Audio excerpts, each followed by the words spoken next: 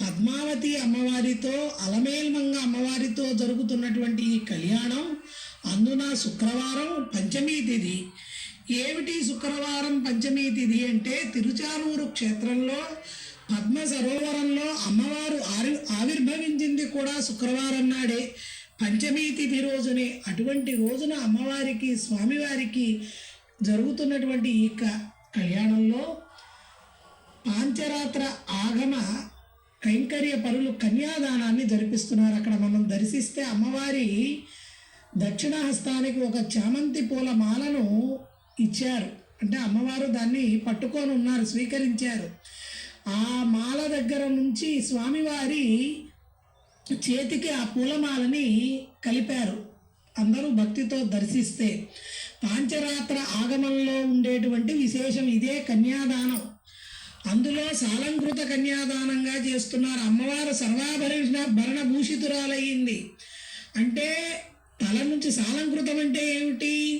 తలకు ఉండవలసిన స్వర్ణాభరణాలు, మెడకు ఉండవలసిన స్వర్ణాభరణాలు, చేతులకు ఉండవలసిన స్వర్ణాభరణాలు, నడుము వరకు ఉండవలసిన సమస్త స్వర్ణ ఆభరణాలతో, దివ్య ఆభరణాలతో, వజ్ర వైడూర్యాది సమస్త రత్న రాసులతో పొదగబడినటువంటి స్వర్ణాభరణాలతో జలంతో సహా దానం చేయడం ఏదైతే ఉందో దాన్ని సాలంకృత కన్యాదానం అంటారు.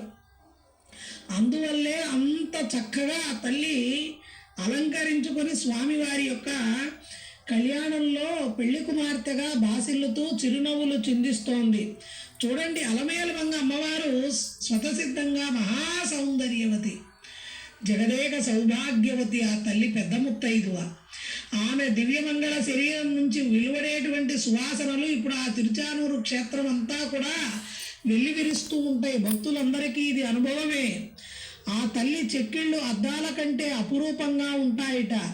ఆ తల్లి కన్నులు తామరల వలె ప్రకాశిస్తూ పరిహసిస్తూ సౌకుమార్యాన్ని ప్రదర్శిస్తూ ఉంటాయిట. ఆ తల్లి అలంకరించుకున్న పూల జడ చూడండి ఎంత అందంగా అలంకరించారో. పూలన్నింటినీ కూడా ఒక రంగు రకరకాల వర్ణాలతో అలంకరింపబడినటువంటి ఆ పూల జడతో జగన్మాత జగదేక సౌందర్యవతిగా విరాజిల్లుతోంది.